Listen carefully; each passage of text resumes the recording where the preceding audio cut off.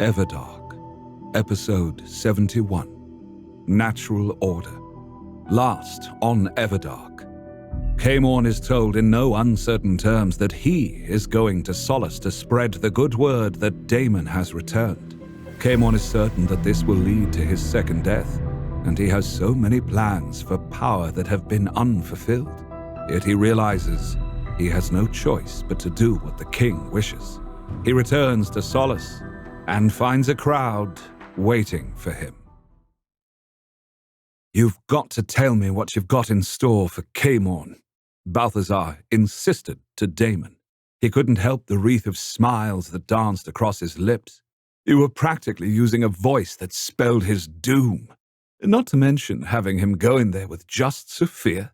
I mean, we could have accessed Solace through the gate with him. So, what's the plan? You were practically rubbing your hands together in glee. Christian shook his head. Though he did kill Julian's parents, so maybe I should be doing that as well. What do you have in plan for him, Daemon? Julian, who had been quite silent about Daemon in Balthazar's point of view, straightened up and met their king's eyes. I hope it's something appropriate for what he's done. Daemon cupped Julian's cheek. There is nothing that would be enough to make up for what he's done. Not even a second death. But I sense Daemon's red eyes blazed for a moment. He has yet more to give in this. As to what is awaiting him beyond the gate, Daemon smiled almost malevolently at the now closed portal. It is exactly what he has earned in regards to his role as preceptor. He has been a very bad preceptor. Arcius stroked his beard. Yes. Daemon smiled broadly. Yes, he has. And now that is coming home to roost. He stained the ground at Solace with blood slaves. Fiona's lips curled in disgust. By pressing people into the order who have no faith, he's completely undermined it. Indeed. But the order needs to be swept away and made anew. Daemon reached over and put a hand on Arcius's shoulder, causing the bearded confessor to look shocked. But I am certain that you are up for the job, Arcius. You mean for me to lead the order?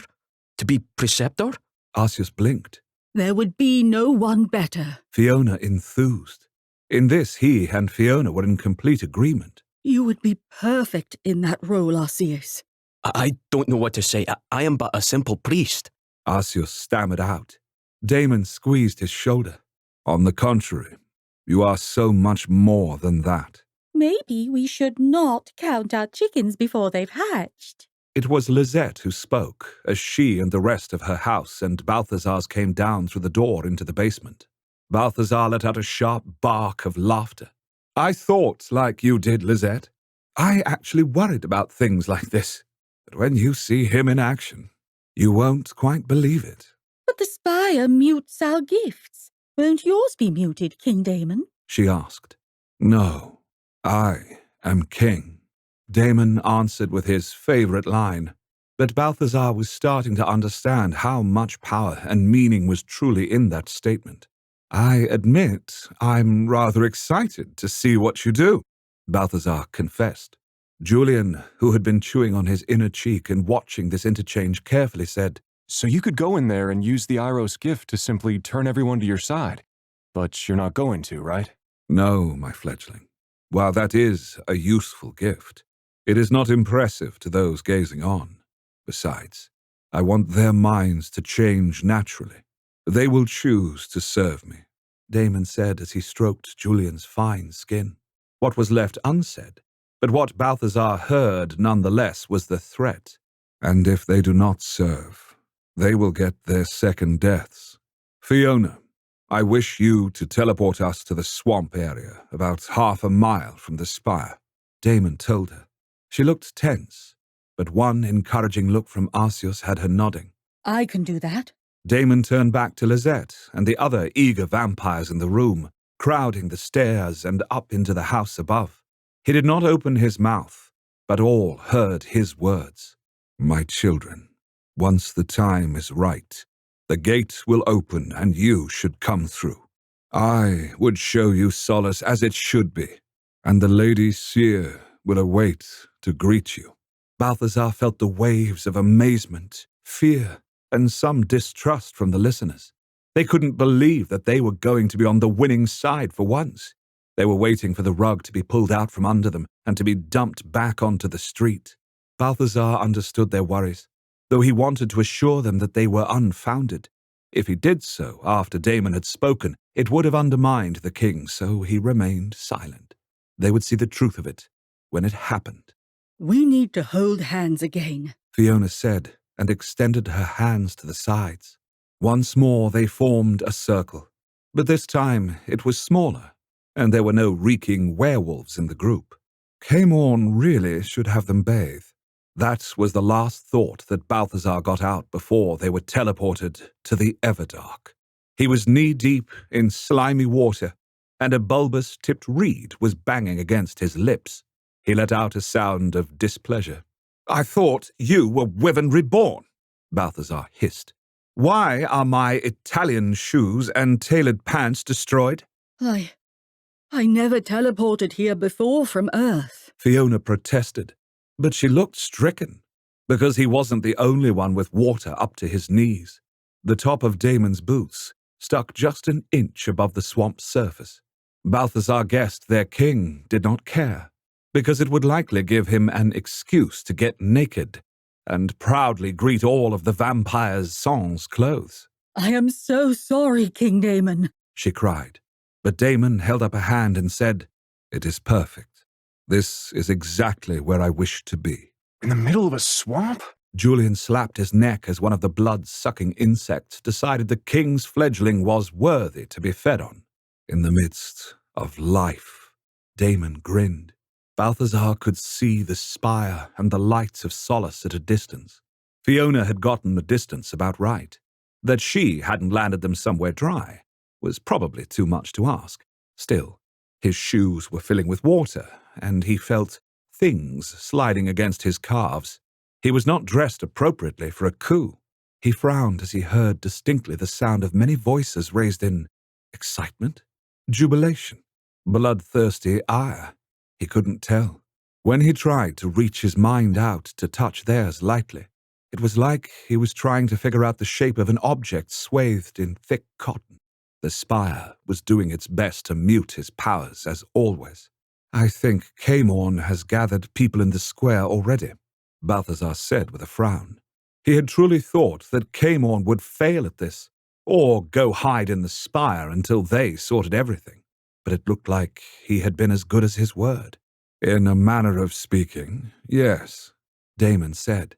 And then he was turning away from the Spire, the people and the lights, towards the darkness of the swamp. Balthazar would have enjoyed the beauty of the Everdark, something that had been robbed from him for decades. But standing in black, cold water was really distracting. Julian and Christian, though, were looking up at the sky with its twin moons and impossible amount of stars, talking softly to one another of the majesty of the place, how the air smelled and even tasted different, and how they longed to not only see Solace, but Nightvallen again. They were already speaking about how they would explore once things with Cully settled. Balthazar's heart did a little dance in his chest as he considered how things would change for him once Daemon was installed as king. As his eyes peered into the darkness of the swamp, he thought, "There will be nowhere that is barred from me. I will be able to go anywhere. I am Iros, and the king's best friend." The thought of it was suddenly so intoxicating as he realized how near that might be. It wasn't just a dream that he had never quite believed would be true. It wasn't some revenge fantasy. They were about to take Solace. It was impossible, and yet it was true. He turned his attention back to Daemon. Daemon had stepped apart from them, and there was this feeling coming from him that was similar to what he had felt when Daemon communed with the earth at his house. Arcius stepped closer to Balthazar. The confessor whispered, Do you feel it, Balthazar? Balthazar nodded but asked, "What is it?" "There's like a shiver in the air and water," Arcius said. He's connecting to this place, to the creatures here. I cannot explain it. It is like... "Hearing a call," Balthazar murmured. He could hear it himself now. It was like a low thrum that was building up in volume. It had started as a vibration in the air and water, but now it was a vibration in him. And not only him, but in everything and everyone. Daemon stood still. He's waiting for who will answer his call. He didn't have long to wait. Balthazar let out a sharp hiss of breath, as suddenly there were hundreds of red, flaming eyes on all sides of them, except from the direction of the spire. He instinctively prepared to fight. The Everdark's inhabitants that were not vampires were highly predatory, and would give as well as they got from vampires in a fight, and the creatures that had answered Daemon's call were some of the most fierce and most frightening. There were night hags of every description. Most looked like wizened old peasant women that he would have recognized from Earth, but one look into their faces and the rapaciousness was evident. They came across as innocent old women until they were perched on one's chest and ripping out one's throat. There were creatures similar to the Wendigo. Their bodies were practically skeletal.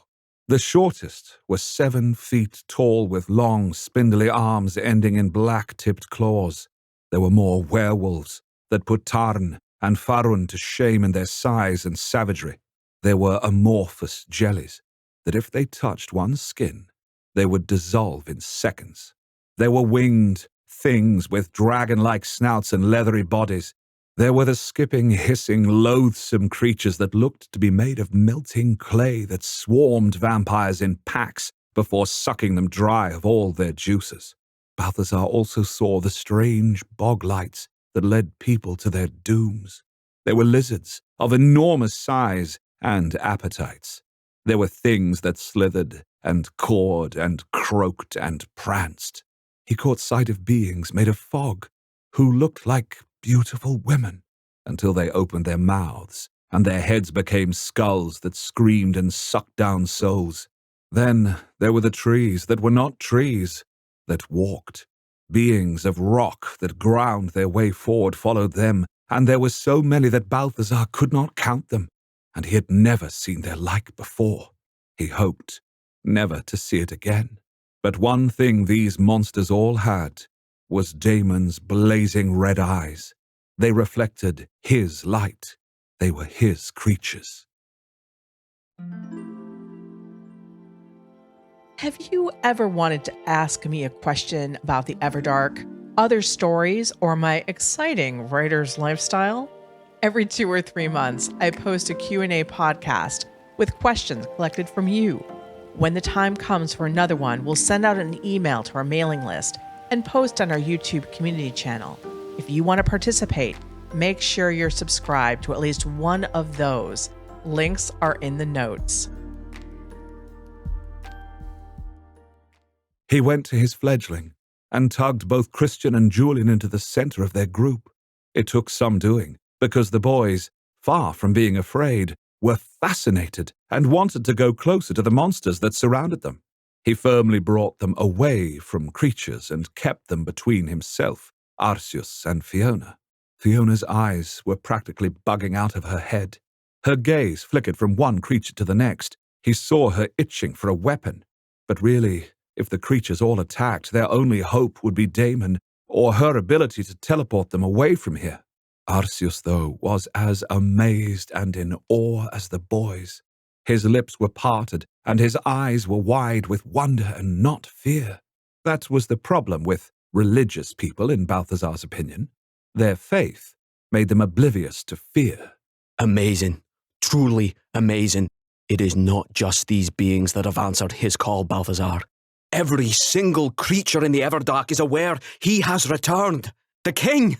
The king! Can you not hear their voices raised in his glory? Of course, the monsters weren't speaking English or anything like that.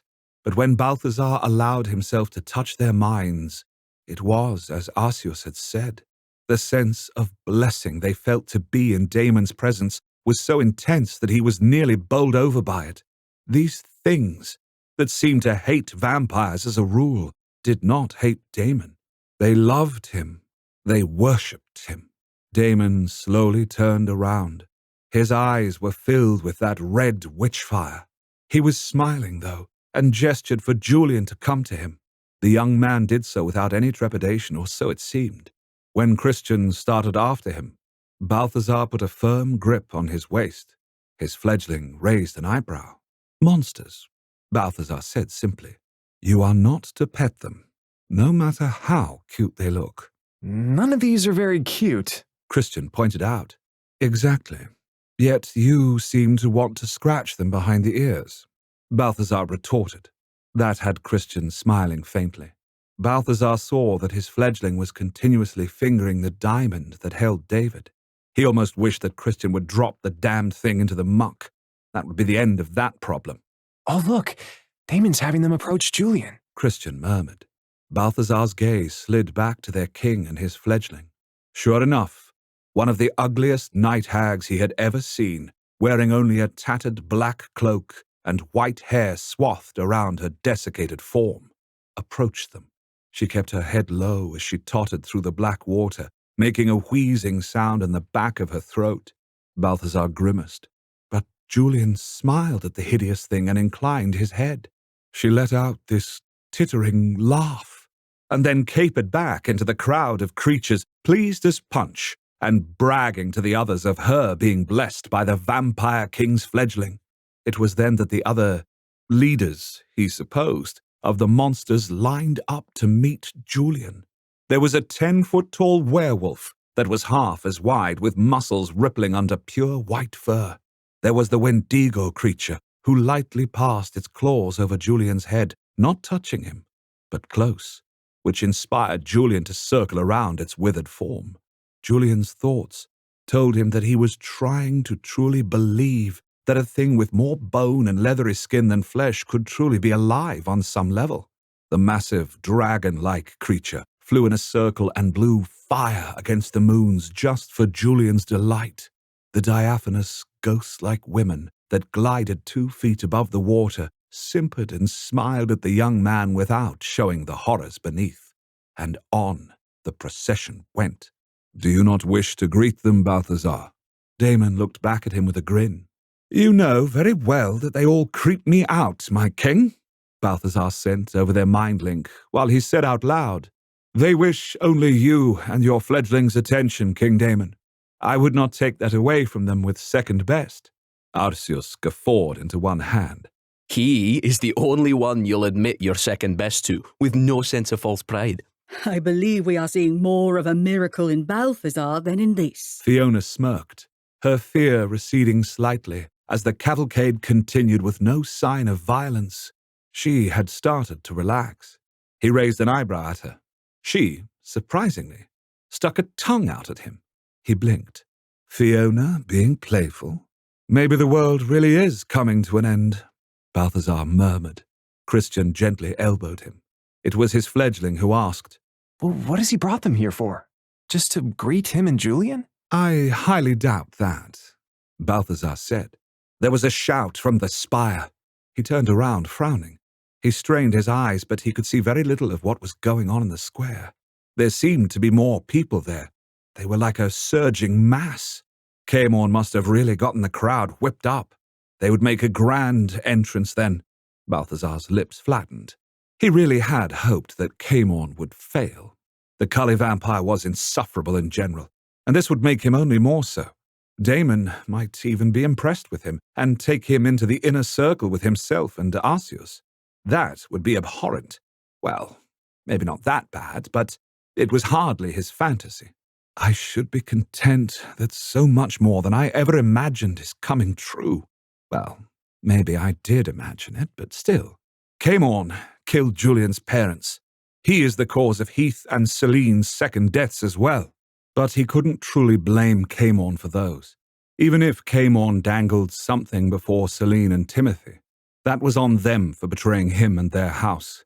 Daemon was just a creep. Daemon was turning now. The procession was finally semi-over. Or maybe the time limit had run out. Daemon had an arm around Julian's shoulder and was kissing his fledgling on the temple as if to reward him for being good and brave, which Julian had been. Though Julian and Christian were both young, they were open in ways he had not been when first turned. Perhaps it was because of the life they had both lived with parents who were scholars and constantly sought knowledge. They were adventurers on their web series. They had never been fakes, like so many were in that arena. So even now, he wasn't surprised to see Christian and Julian's heads craning about them, trying to soak in everything, and not making a judgment about what they were seeing. They were like twin sponges. Were all vampire fledglings this way? He didn't think so. He knew that he was like a proud papa who believed his child was special and above the crowd.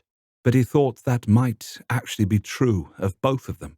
Julian was, after all, Daemon's fledgling, the one who had survived his blood when thousands, evidently, had not. No wonder he didn't believe that Julian would survive. And he had turned Christian, who was the first speaker to the dead in how long? Way long. He was Iros, of course, so his fledgling would be special simply because of that. But Christian was sensitive and intelligent and courageous and... Why are you looking at me with that misty-eyed expression? Christian's eyebrows were raised. What? I'm not looking at you in any way. You have tears in your eyes. Christian reached up and wiped one of these non-existent tears away. I'm allergic to things here, he lied. Christian frowned. Vampires aren't allergic, are they? He thought about lying, but said, No, they are not. You and your inquisitive mind. I cannot make up anything without you questioning it. No, I suppose you can't. You know that I value knowledge too much. Christian said. And I value you, Balthazar confessed softly. Christian smiled so beautifully then. Arcius was beaming with unabashed tears in his eyes while Fiona looked on thoughtfully. Come, Iros, Daemon said as he drew even with them and started leading them towards Solace. We can tell our fledglings we love them ever so much more out of the swamp. Yes, I would like to dry out. I believe there is mud between my toes. Balthazar picked up one foot, and there was so much suction that he almost lost his shoe altogether. I really did not dress appropriately. Only hip waders would have helped, Arcius said, and patted Fiona's shoulder to take the sting from his words. Why aren't the monsters going back into the swamp? Balthazar asked as he realized the creatures were keeping track with them, following after them towards the spire. Because they are coming with us, to show my children the natural order of things, Daemon answered blithely. You don't think they are going to cause a panic or anything like that, do you? Balthazar's eyebrows crawled up into his hairline. Oh, I imagine they will, but not until people actually realize that they are there. They have other things on their minds. Daemon tilted his head towards Solace. Balthazar saw flames rising. Caemorn must have gotten them to build a bonfire to welcome the king. Of course, he would do something dramatic like that. Well, Caemorn's ready to welcome us, Balthazar said bitterly. Daemon let out a delighted laugh. Oh, Iros, you do not understand what's happening at all, do you? You are being jealous for no reason. Balthazar warmed slightly at the king's conspiratorial tone. He was still the favorite then. It is just that Caemorn has gotten a bonfire ready for you and arranged a crowd. I thought he would fall flat on his face, Balthazar admitted. Maybe I hoped he would. I thought so too, Fiona added with a rueful look. I really thought that everyone hated him, and given half a reason they'd turn against him. Daemon looked between them with a smile on his lips. That bonfire isn't to welcome us. The crowd intends to roast Caemorn alive on it. Join us next time for episode 72, Madness. In case you don't already know, Everdark comes in ebooks, audiobooks, and hardcover books with dust jackets. The hardcovers are signed and shipped by me from my little condo, and each hardcover has a new custom illustration. If you're like me, you don't have a lot of space for physical things, so I wanted to make sure that the Everdark books are collectibles that will look beautiful on your shelf. The link to all the hardcovers is in the notes.